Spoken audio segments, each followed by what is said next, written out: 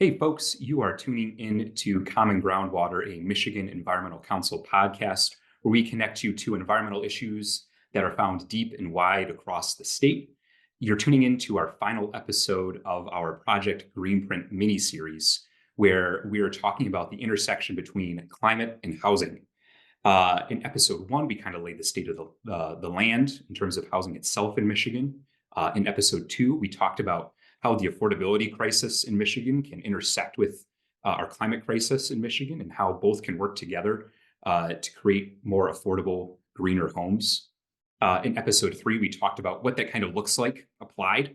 We met with a local leader who is working to bring more sustainable, more affordable housing across communities in Michigan.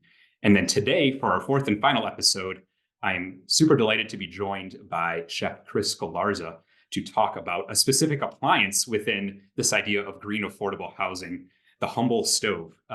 Chris, thanks so much for joining us. Thank you for having me. This is exciting. It is. And before we get into why we want to talk about something as mundane and as simple as it seems as a stove, I'd love to first maybe get to know a little bit more about you. Would you maybe mind talking a bit about yourself as a chef and in some other endeavors that you take part in?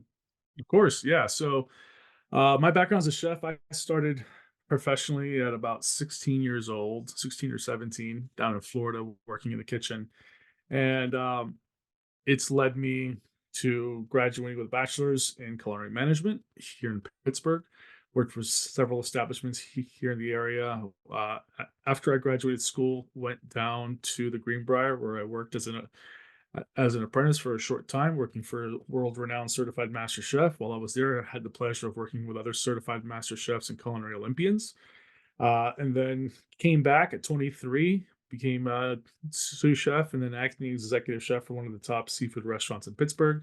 Eventually, catering chef of Carnegie Mellon University, and then finally, executive chef of Chatham's Eden Hall campus, which was the world's first fully self-sustained university campus, in which housed America's first all-electric campus kitchen, in which I developed my love for sustainability and all-electric cooking. Now I own and operate Forward Dining Solutions, culinary consulting firm focused exclusively on sustainable hospitality. And I co-founded EcoChef Kitchen Rating System, a world's first rating system focused on giving folks an onboard to sustainability and decarbonizing their operations. That is fantastic, and hopefully for the viewers and listeners on there, hopefully that description there gives a sense as to why I may have committed a cardinal sin in terms of our of our podcast series and brought in someone outside of Michigan. But Chris, like your experience, I think just is so important to like what we're talking about today and to the greater movement. So again, I really appreciate you coming on, even though you're a few states away. So I feel like Pennsylvania and Michigan do have some pretty big similarities in terms of. As a matter of fact, I'm planning a trip out to Michigan in June, and it's actually closer to go to Ann Arbor than it is to go to Philadelphia. So No kidding. Oh wow. yeah, and that's the same state I'm in, right? So yeah, I can't wait to go and visit. Oh, there you go. That's great. We're gonna be in like a great place. Not to like pick a favorite place of Michigan, but you're in a really ideal place to head over to. So that's great to hear. Awesome. Can't wait.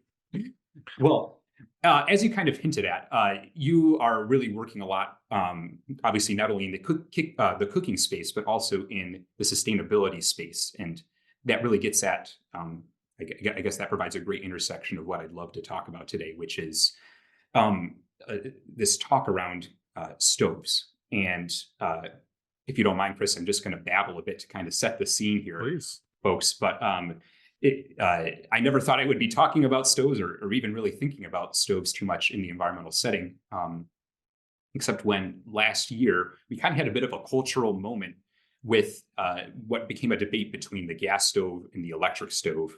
Uh, a health report kind of came out using science and data to urge our federal government to kind of take a closer look at gas stoves and find ways to better limit their pollution. A lot of that pollution was causing some heart and lung issues in people or could provide that potential for heart and lung issues. And uh, the greater internet community kind of took that report and how people reacted to it and kind of took it down a long, strange road where here we are talking about, protecting gas stoves in homes and preventing our government from replacing them with electric stoves across the board. It became both a very strange political issue, but one that also, if you dug it down a little bit, also brought out the real issues at hand, which is that there is a real concern among people that stoves are causing some environmental harm, some health harm, and maybe could be made better for just an overall cooking experience for us. Chris, I know that you were probably this kind of moment in time was probably a big one for you, given the work that you're in. Could you give us a sense of like what was kind of happening at that moment for you in your own personal and work life? Yeah, it got pretty crazy. That big news article dropped that they were potentially the CPSC was potentially looking at regulating gas stoves, and then that's when what we're now calling Stovegate happened. It was pretty incredible. I went from this relatively unknown, like in small circles of designers and architects, right? I was just known as like the chef pushing the envelope for sustainable hospitality and kitchen electrification. And then all of a sudden, I was in the national stage, being quoted in CNN, Time Magazine, Fast Company, Washington Post, CNBC. There was even a Nova documentary that came out that year that featured us in it. So it was pretty a surreal moment. Uh, but I mean, one that I'm happy to say we rose and we were able to meet that moment. And now we're having conversations with governments and organizations, manufacturers on the global stage. And we're working to advance our work and to give folks the tools to be successful in this transition. I'm curious too. Obviously, as like an environmental advocate and as a communications person, I hear the social media side of things. I see the media side of things. What was sort of the reaction that you heard within like in the food industry? The reaction was mixed, a lot negative, right? Some of them reacted poorly. There were chefs who I would say were desperate for attention, who were taping themselves to stoves for social media likes and clout.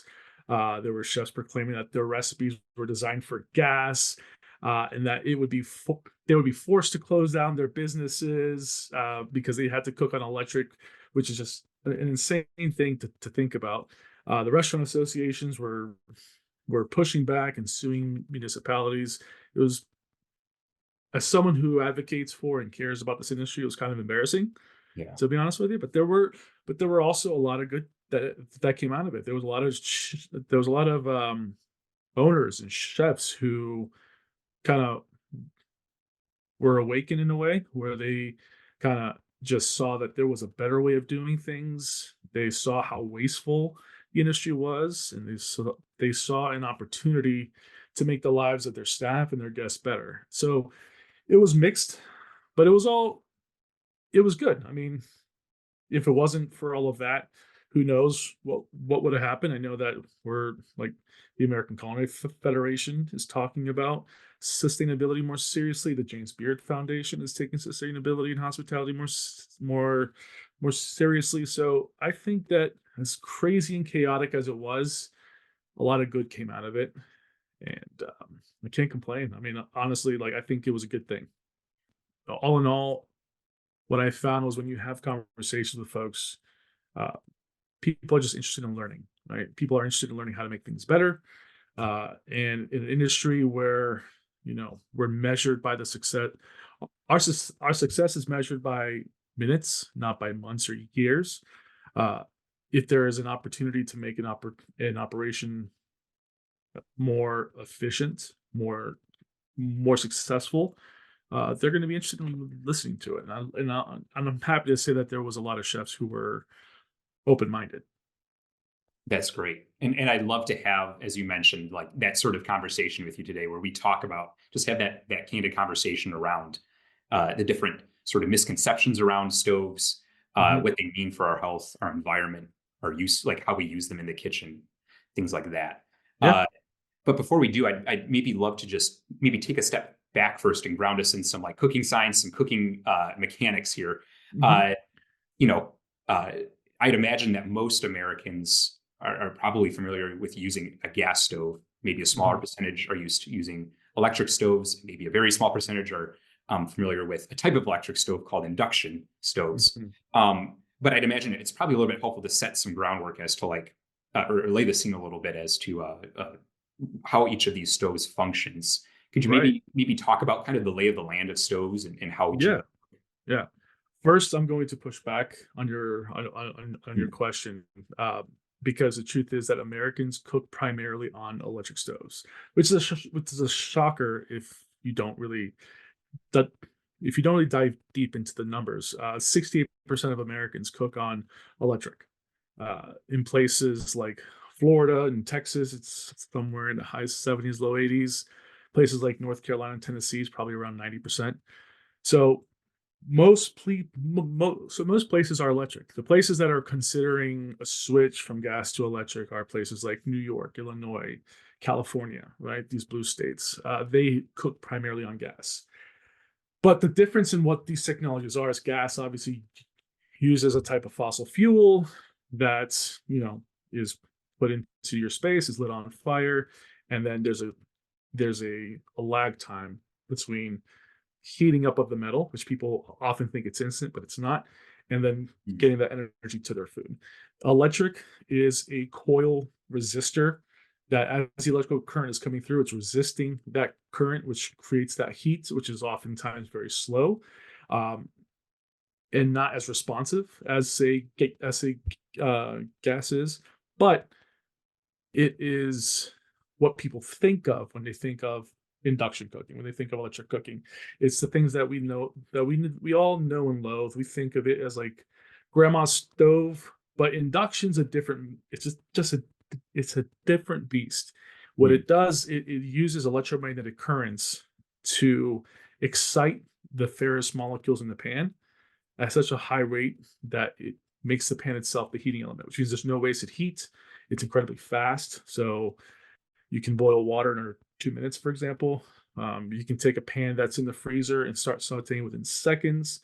We're able to nearly double the production of a cooking line because of how efficient this technology heats. And most importantly, keeps the kitchen cool, keeps the fumes and the air pollution down. It allows us to revolutionize how we cook without changing how we cook, right? In other words, cooking is about fundamentals and techniques. It's not about your fuel source, but it allows us to operate in a way that is we're able to have a better quality of life for our staff, for our families, and more importantly, we can also contribute to a um, better overall environment. So there's a lot of misconceptions, as you said, about this type of cooking. Folks think that the glass tops are going to break. Uh, they think it's not able to get hot, or you can't saute properly because once you lift up the pan, it's not connected to the elements. They think there's poor control. They think it's hard to clean. There's even folks who think that electromagnetic radiation is going to get them sick. And then there's also, of course, the cost. So I can tackle these if you want individually. So the glass is actually made with a material called tempered ceramic glass, which is a type of glass that can withstand temperatures of up to 1,470 degrees Fahrenheit before it will crack and warp. In other words, it's going to be very, very strong. Uh, Folks think that it's unable to get hot quickly. I did a demonstration that you can see in the documentary that we took a pan that was full of ice out of a freezer, dumped the ice, put vegetables in, and started to saute within seconds. We finished a whole meal in just maybe 60 seconds. Um, there's a big misconception that once you lift up the pan, it's not connected, therefore you can't saute. But the truth is that it's no different than if you're sauteing with fire. When you lift it off the flame doesn't follow your pan. The pan just stays hot because metal is hot, right? It's hard to clean. Nothing could be further from the truth. Hot soapy water is all that you need. So no more degreasers or harsh chemicals. Hot mhm. soapy water, and that's it. And the EMF, I mean, again, those are the folks with the tinfoil hats. The truth is that the EMF readings coming off of that is a fraction of what comes off of these telephone poles. Now there is a cost uh, a cost differential there, uh, but in your homes, for example, the IRA is going to fix that. They are, I think it's $850 of rebates, towards induction appliances. And in fact, I saw one in IKEA just the other day for $1,100. So $1,100, take 850 off of that. It's a lot cheaper than a gas range. So there's a lot of different myths out there, but once you really dive deep, you can really start to understand that these are just misconceptions that go away pretty quickly. Yeah, yeah, and I came into this podcast thinking, all right, I know, like I know my basics around electric cooking. I'm not going to be surprised, but you surprised me with with something that I even assumed were still that I assumed were still a problem, that cross cooking, right? Like really Right. bad cleaning. Like I know how frustrating it is to clean like those old electric coiled sort of stove Oh my tops, God. Yeah. and even like gas stove tops too. They're really tough to clean. Hmm. And here you are blowing my mind about that induction cooking, if we go around that sort of route of electric cooking, is really simple. Yeah. I will tell you a little cheat that I do. So when I'm making something, say tomato sauce, it's gonna be splattering or whatever. I'll just put down a towel and put the pan on top of that. So the towel catches everything that splatters because there's no thermal sources of heat. So it's not going to catch on fire, right? So it cooks through the towel. You capture the splatter and you put in your hamper, you're done. That's that is It's definitely, wild, right? Yeah. holy smokes. Yeah. That's great. And oh my gosh, that would mean the world to me, because I'm like the messiest cooker ever. And I'd imagine too, again, I'd love to dive a little bit deeper, maybe after the intermission, after a break that's coming up shortly, Sure. around some of the health and environmental and maybe even political sorts of talking points going on. But I'd have to imagine too that when you're talking to folks about electric cooking, that I would Mhm. imagine like these arguments must be the ones that stick the most. Like the actual cooking experience improves over Yeah. stoves, because that's I always mean, seemed to have been like one of the principal arguments against electric cooking in this sort of debate that I've heard personally. yeah. Yeah. There's, when it boils down to it, pun intended, there is no difference between cooking on gas versus cooking on your induction range. Honestly, but even cooking on a campfire, right? A saute is a saute, a braise is a braise. These things are fundamentals to how we cook. Well, to match your pun with another one, I am I chomping at the love bit it. to talk about some other things around cooking. But I'd first love to give us a little bit of break to kind of recoup, to Sure. reprocess, and to send our listeners over to a word from our sponsors over at CalSec Incorporated. So, folks listening, stay tuned. The Common Groundwater podcast is brought to you by CalSec, an international company headquartered in Kalamazoo that provides expertly crafted ingredients that help food and beverages look better, taste better, and last longer, all naturally. CalSec has set aggressive goals to send zero waste to landfills by 2030 and to create net zero greenhouse gas emissions by 2050.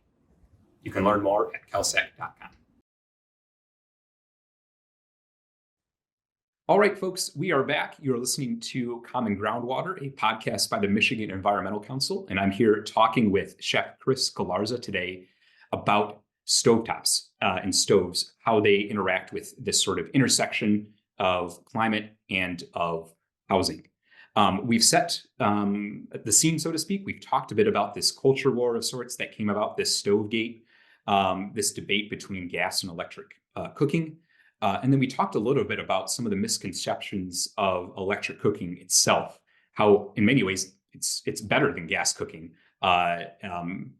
Now I'd really love to maybe turn our conversation, Chris, to some of like the bread and butter issues of the Environmental Council as well, um, and talk about like health and environment. Uh, we kind of started out our podcast episode today talking about how a study had recently come out saying that gas stoves were causing, like pollution within homes and causing some health concerns among folks who use them at high levels without some proper safety measures in place. Could you talk to us a little bit about what some of these health concerns are?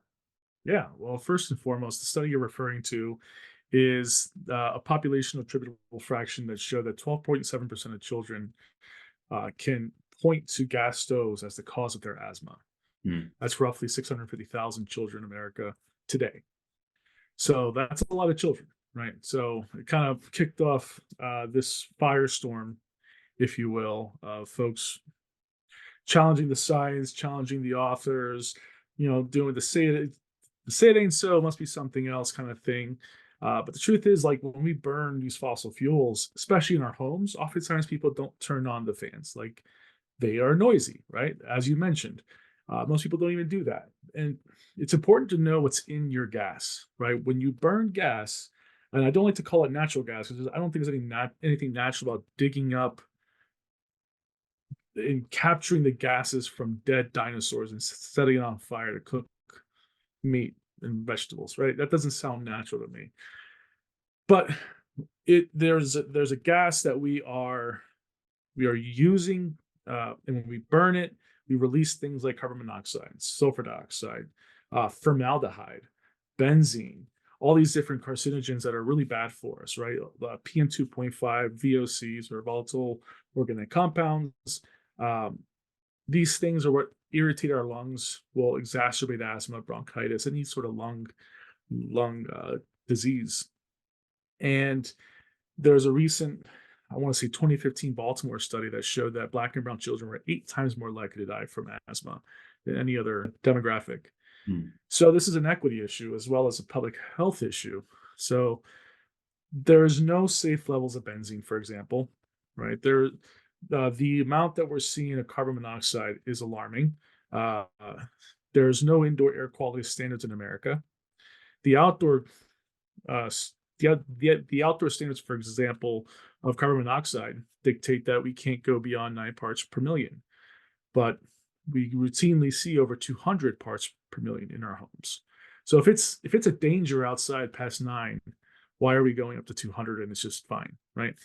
So it's important that we look at alternatives, maybe getting rid of gas. And how do we do that in a way that allows us to continue to cook and follow our culinary traditions?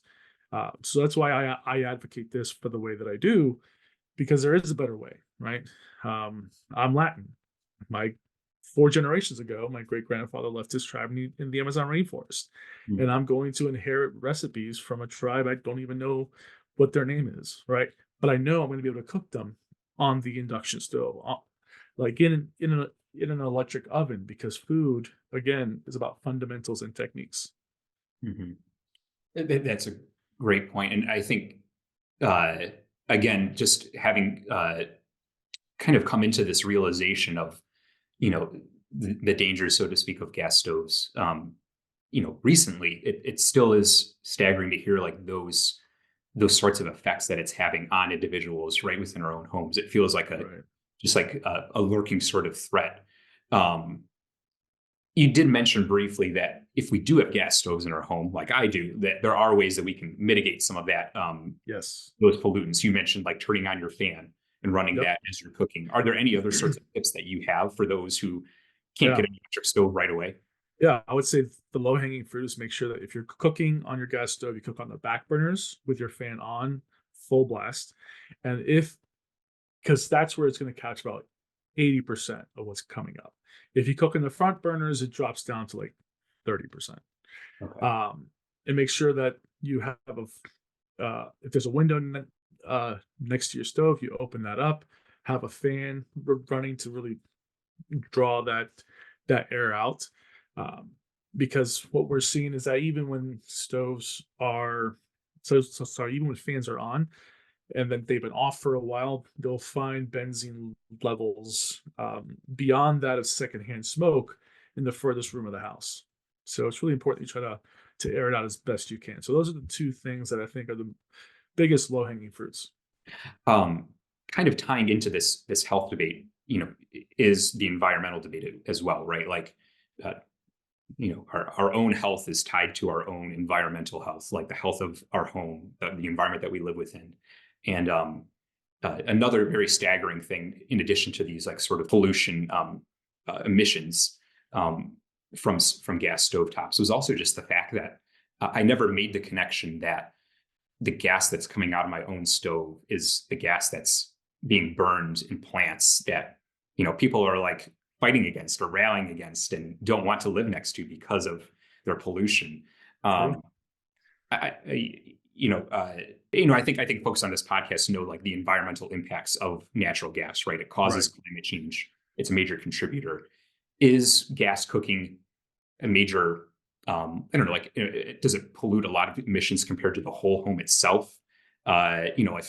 If if we have an electric stove and it's on, a grid that has a lot of fossil fuels still burning, does it Yeah. make a difference? Could you maybe like break some of those Yeah. misconceptions Yeah. down? Yeah. Yeah. There's a group called PSE for Healthy Energy, and they released a study back in 2021 that showed that even when off, gas stoves were emitting enough methane um, to be per year around, sorry, residential stoves Hmm. per year were emitting to the tune of about 500,000 cars on the road per year while off, right? And methane is 80 plus times greater of a greenhouse th- threat than uh, than CO2. The only difference is that it doesn't stay in the atmosphere as long, but it accelerates things, right? So yeah, cooking may not be a direct contributor, but the gas is a major contributor. Hmm. But go to the commercial side. A commercial kitchen, a high performing commercial kitchen, uses 10 times more energy than any part of the building, right? So to put this in terms for the designers who may be listening, an EUI, or an energy use intensity of an average commercial office building, it's about 30, right? A commercial kitchen is about 325. Hmm. So just by including a kitchen, the building is now taking in 10 times more energy, which is polluting way more, right? And you're seeing in places like New York and California, for example, to use those uh, specific examples because they're working so hard to decarbonize. New York City's carbon emissions don't come primarily from vehicles, despite what people may think. Their own reporting show that 70% of their carbon emissions come from buildings.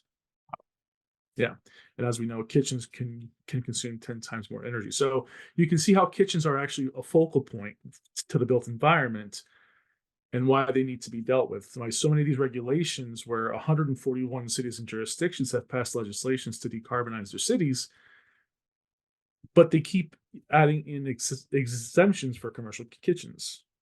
But Hmm. they're quickly finding out that even with all these plans, like in New York, local law 154, 97, 68, all these different laws, that they're not still not hitting their goal of net zero by 2050. They're around 80% of that, and that's because these kitchens have those exemptions. I believe removing that will get them to where they need to be. Yeah, that seems to line up uh, in a similar way to even how Michigan is. In our second episode, we talked about how housing contributes to about a fifth of greenhouse gas emissions across Michigan, like utility companies being the most, and then vehicles, then housing. But even that third place sort of designation still feels really large because I Oh always yeah. see homes as being very benign, as very like unoppressive, I guess, until Yeah. in terms of what they're doing to our environment.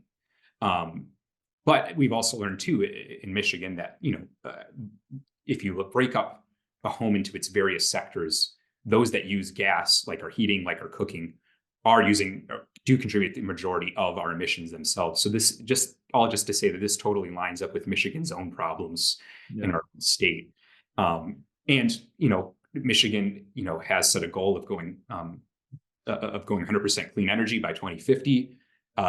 For our utility companies, we're Right. investing in sort of cleaner car standards and production. But the other big thing we need to address is our housing, and that's kind of the next step that our Yeah. state itself is facing. I In, will add. I will add that cooking is an even smaller part of that, because how often do people actually cook in their homes, right? They might Yeah. make breakfast. Primarily, if they work in the morning, they'll only cook at dinner. Maybe they'll only cook part of, maybe 3 or 4 days, and they'll go hang out with friends for dinner somewhere else, right?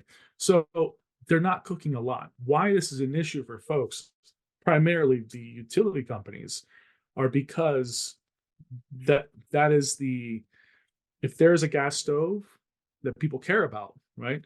Then people will have gas for other things that they may not care about. No one Mhm. cares about how their water is heated, how their clothes are dried, how their home is warmed, but they care about how they cook. So they're spending a lot of time, a lot of energy talking about gas stoves when people don't cook as much as people think they do. That is that.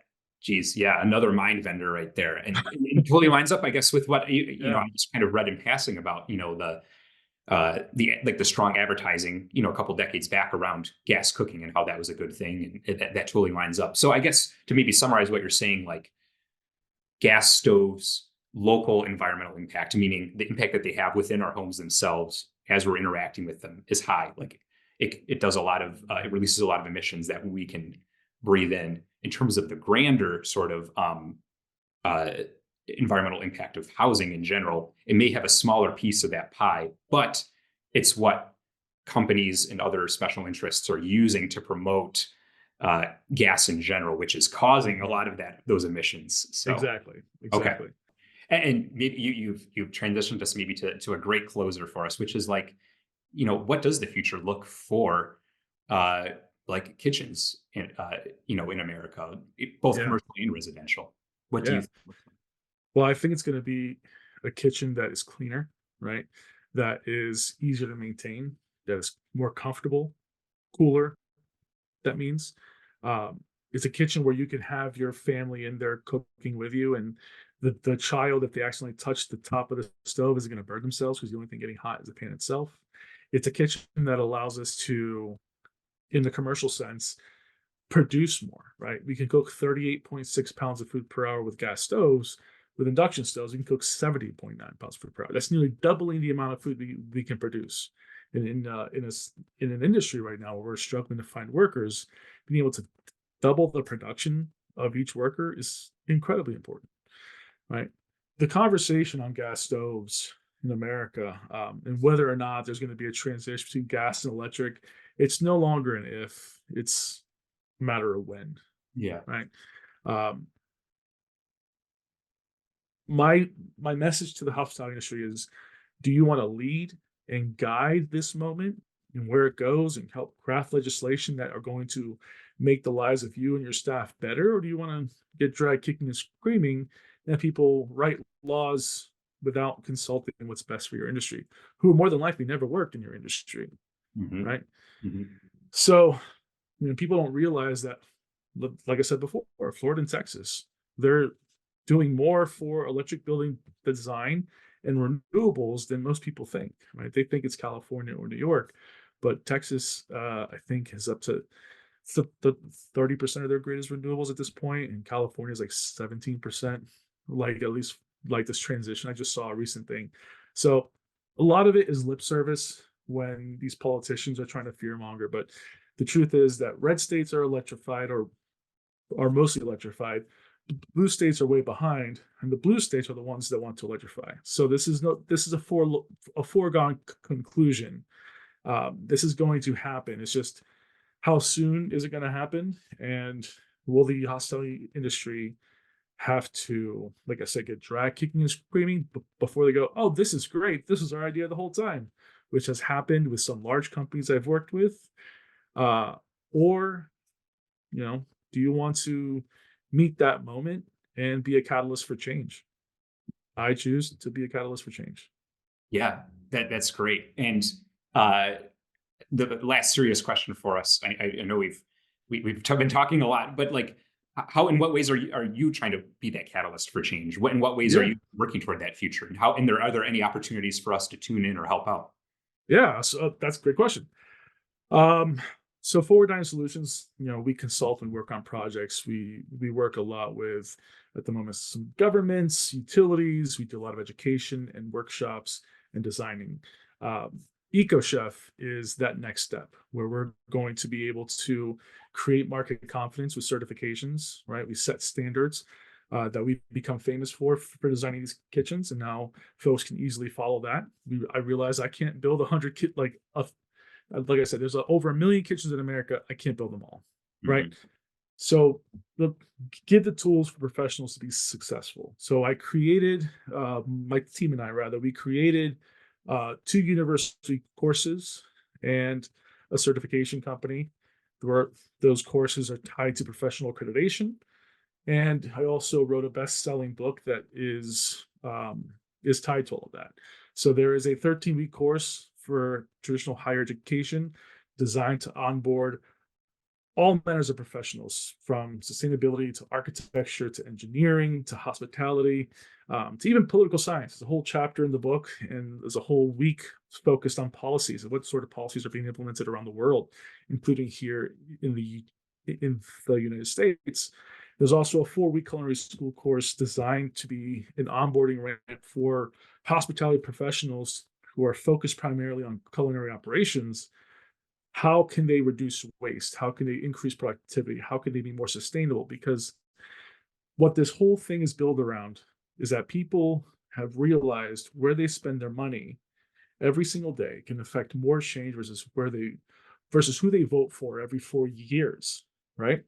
Mhm. So we have realized that you know, team, we've realized that there's an economic model that's being grown organically that's called the green industrial revolution, and we want to educate people on that. So there's an opportunity that capitalism can meet the challenges that climate change has posed and be a solution for it, which is a uniquely American thing to say, but I believe it's true, right? Mhm. There are companies out there who can make money that can also do good and change things, which I think is the only way. It's kind of like speaking their language and trying to activate them to make these changes. Mhm. And we have laid out in the book, it is a roadmap for professionals. We put it out last December, and by February, it was a bestseller on Amazon in 3 different categories. And I think just getting this information out to folks is really going to help give them an understanding. Nothing that we put together is difficult to understand.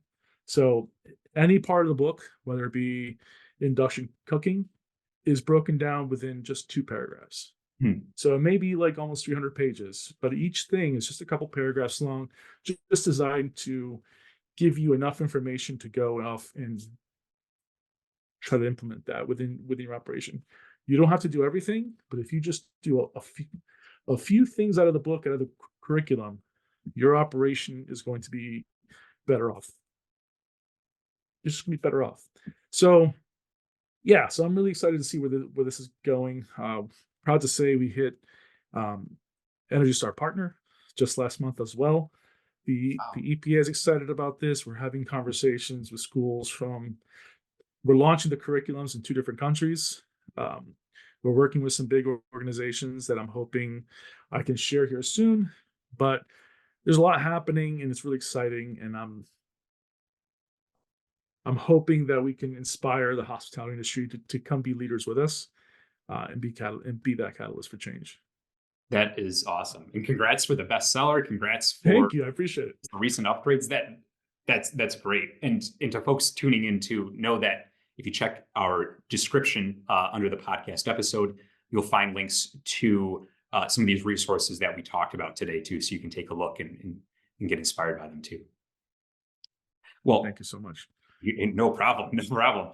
Uh, Chris, I'd love to leave us today on a fun note. I tried to start out each podcast with a bit of a fun question, but it seemed well suited for us to end it on a fun note today. Um, it's the changing of the season right now. I don't know Mhm. what it's like over in Pennsylvania, but in Michigan, where it actually feels like spring. We're seeing the bloom come in, Yep. and I'm wondering, like, has that got you hankering for any certain sort of food that you can cook on an induction stove? I will say right now, so on a personal note, I've been trying to learn Japanese. I just always Hmm. wanted to do that. So today is the 100th day of straight that I've been doing the Duolingo. I'm having a really good time with it. So I've just been craving all things Asian. So right now, going outside with like a bowl of dumplings and just watching the dog play like in the grass, that's all I really need. That's great. Oh, I love that. Yeah. I I too have been dabbling a little bit, not so Good. much in Japanese food, but trying to like hit different cultures here and there. Yeah, yeah, yeah. I don't know if you consider this one a culture though, but last year I found a southern dish that I really like, the tomato sandwich, which sounds like the Beau of 2022 would have hated that, but the Beau of 2024 has embraced the tomato as a great piece of food. And I love it. I'm craving like a good like trip outside to a park, bust out the tomato sandwich with your dill and basil and sunflower seeds and eating that. So That's yeah, awesome. That's awesome. Yeah, I mean, food's fun. Food's exciting. Everyone should just stop making food something to argue about, right? Because there's a lot of good things out there. yeah, This yeah. is this is pure. Don't mess with Yeah, it. yeah.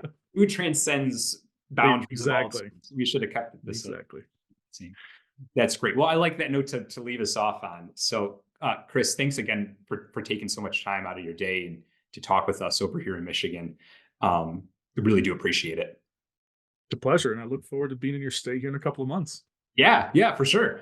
Uh, and to those listening, thanks for tuning in as well for this entire sort of Project Greenprint series. If you're coming into it late, you can always head back to episode 1 and kind of get the larger sense of what we're talking about in terms of like the greener housing space.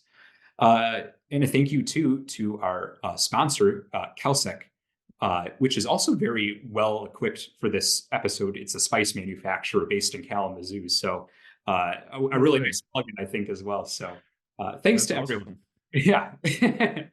Well, with that, then, folks, stay tuned for our next set of our next mini series where we talk about water quality. That'll be another 4-episode mini series within our larger Common Groundwater podcast. We'll be launching that over in May. So keep that on your radars. And to all those listening, we'll see you soon.